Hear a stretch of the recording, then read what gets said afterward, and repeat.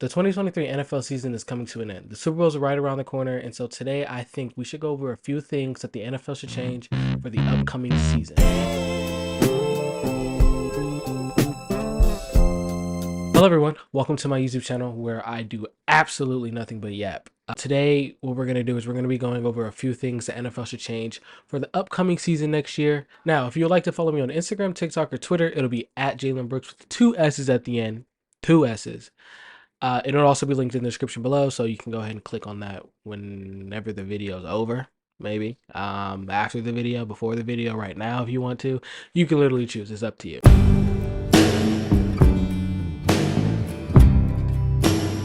I remember waking up at 7 a.m. ready to watch pregame shows and interviews before the game started around 10 a.m. Now it's just Taylor Swift camera pans, terrible officiating, injuries, and the league simply not listening to what their players have to say. Now I promise, this is not a Taylor Swift hate video. I promise. She was actually #1 on my Spotify rap this year. Would you believe that? Okay, seriously though, she's an amazing artist. She's been at the top since like forever, but this is a sports game, not a concert. Taylor was in the NFL news a lot recently once her and Travis Kelce announced that they were in a relationship, so that got NFL news outlets jumping when that was announced. In the Kansas City Chiefs Week 3 game against the Chicago Bears, Taylor Swift made her first appearance at an NFL game to show support to her newly announced boyfriend, Travis Kelce. But the NFL kind of took advantage of that and kind of made this like a Taylor Swift exploitation show, and none of this is her fault. This is solely on the NFL. That game would go on to bring 24 million viewers, which is almost like the most you'll ever get for a Chicago Bears game. And if you watch football, you'd understand what I mean by that. Following week, the Chiefs traveled to New Jersey to play the New York Jets on Sunday Night Football. During that game, the NFL's cameras panned to Taylor a total of 17 total times. But if you're watching that game, you'd understand how annoying and repetitive that was. I understand why the NFL is trying to capitalize off of this relationship. You know, Taylor being the most popular artist in the world right now, and Travis Kelce being the best tight end in the league and also a reigning Super Bowl champion. It's for publicity and viewership. The NFL's fan base is majority adult men, sitting at 51% of men considering themselves an avid fan of the NFL, while only 24% of women consider themselves an avid fan. So the NFL is trying to bring in more female viewership by increasingly sharing photos and news articles across social media outlets to gain more interest from not only adult women, but also women from the ages of 8 to 16. And honestly, it's working. Travis Kelce jersey spiked up 400% since the game, propelling him from 19th to 5th most sold jerseys in the league. And when it was announced that Taylor would be in attendance at the game, ticket sites saw a 200% increase in traffic, with fans scrambling trying to get tickets in hopes of seeing Taylor at upcoming Chiefs game. There were also thousands of fans creating custom jerseys with the name Swelsey on the back of them. With all this being said, us fans aren't upset with Taylor. We're upset with the league and how it feels like they're spending more time and effort on Taylor Swift content than actual game content. I came here to watch a football game, not a football game in the Taylor Swift exploitation show. And I understand the reason behind pushing this type of media, but it also gets annoying and repetitive. It also feels like the NFL will focus on this instead of the actual problems going on with the league, such as terrible officiating.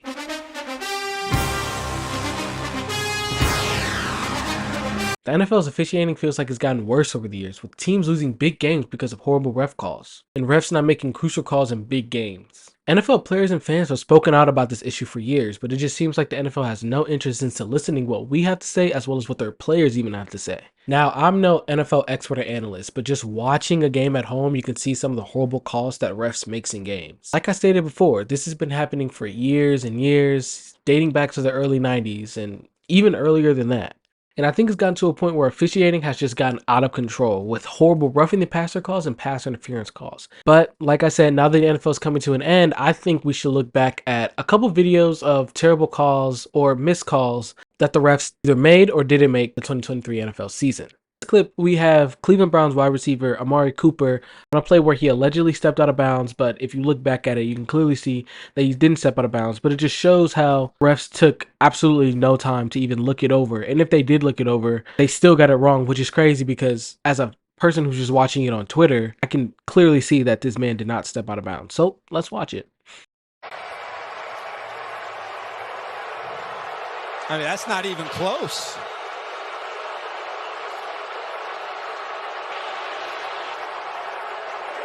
Yeah, no way, no absolute way.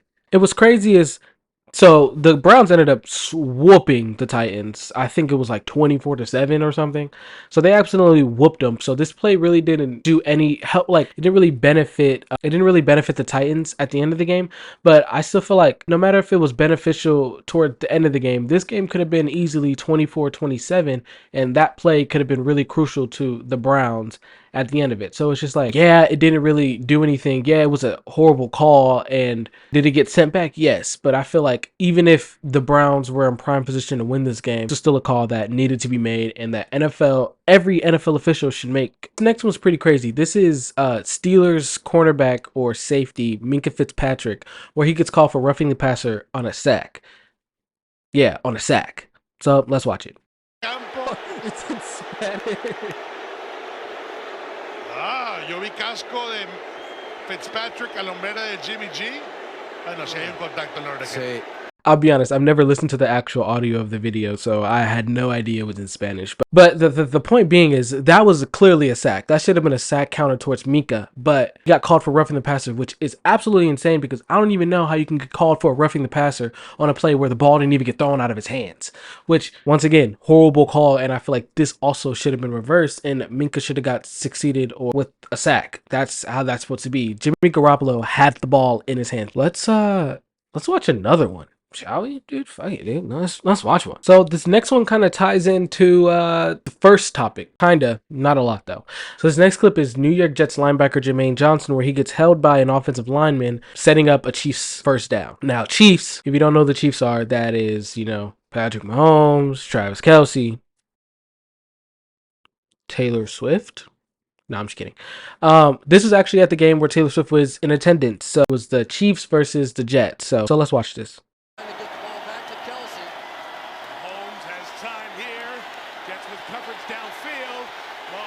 With Forever's got a long way to go.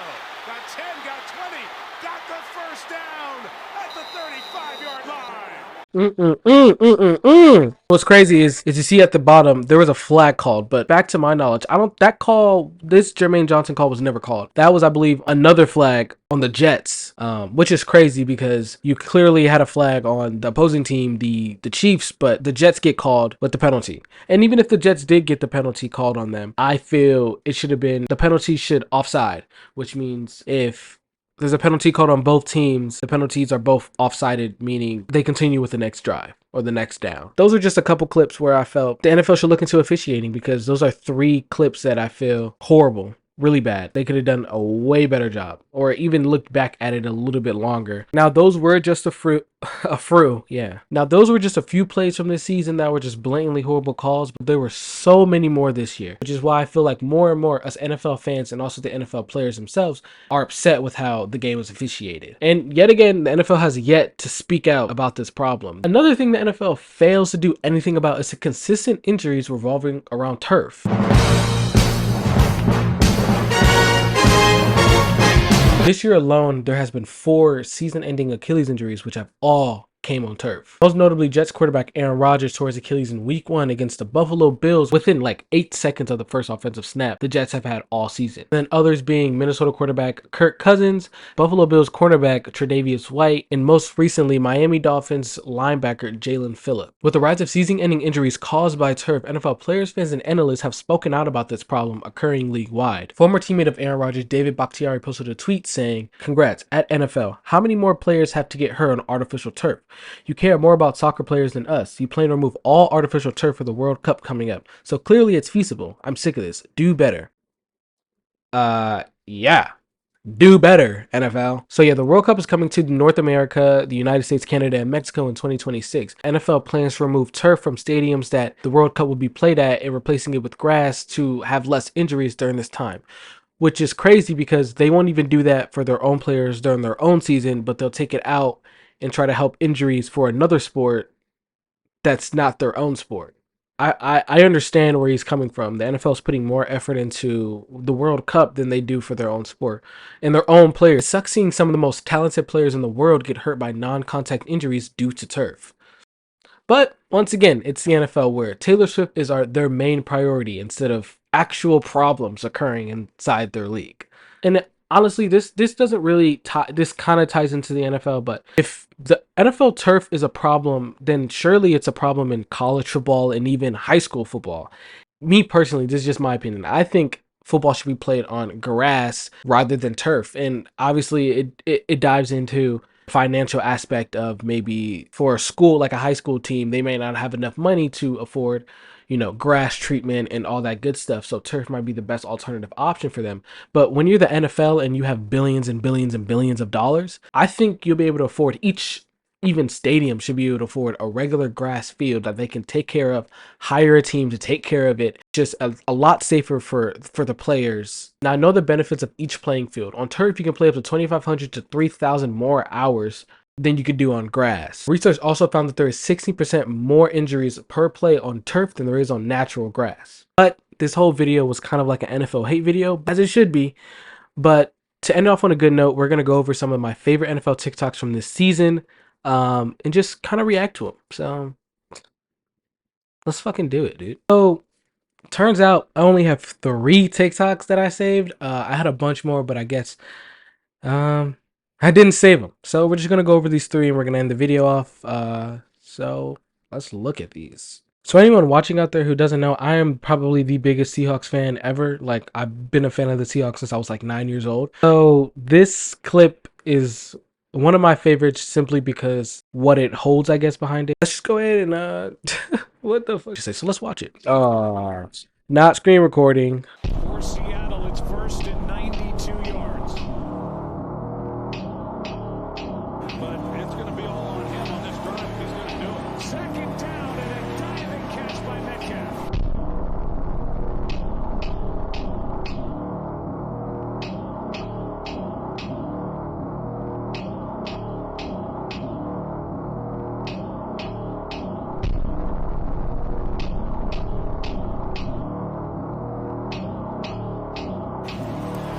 Lock airs it out. Metcalf downfield. He's got it.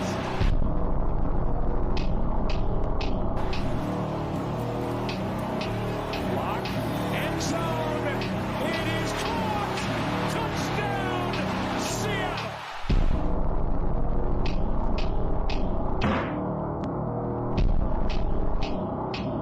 We have the greatest receiving core, and then Drew Lock at the end. Oh my god, dude. Fucking dog, dude. Fuck. This next clip is also Taylor Swift related, so let's watch this one too. This one's kind of funny. What did you see there? How were you able to use that to your advantage? Yeah, they just had a little 3 deep fire zone, brought the nickel off the edge, safety dropped down. It didn't look like they were doing a replacement fire zone, so I knew at the back away we were going to get 3 pushing through. I had an opportunity to kind of run in there if I could beat my guy and just had to beat the safety to the end zone. Like, I don't even know what he said. Like, I have friends when we play Madden, they literally talk like that. Yo, I'm going to run this defense, I'm going to run this offense, and I'm just like, yeah. This next one is by far the funniest one because, because it's like, oh, let's watch it. Oh, this is also another Taylor Swift content, dude. More Taylor content. Oh, you can't hear it. I just love my dog. Yeah. Think of my Bro, she's like, she's like all he did was fall on the ground, which is crazy. But that one's pretty funny. Those are the only 3 I have, unfortunately. I know I should have put more effort into it. I know. Well, guys, thank you for tuning in. I hope you enjoyed this video. If you liked the video, go ahead and leave a like. If you didn't like this video, go ahead and leave a like. Also, if you want to subscribe, you can do that as well. And also, all my socials will be linked in the description below. So go ahead and follow me on Instagram. That's mainly what I use. But thank you for watching, and adios.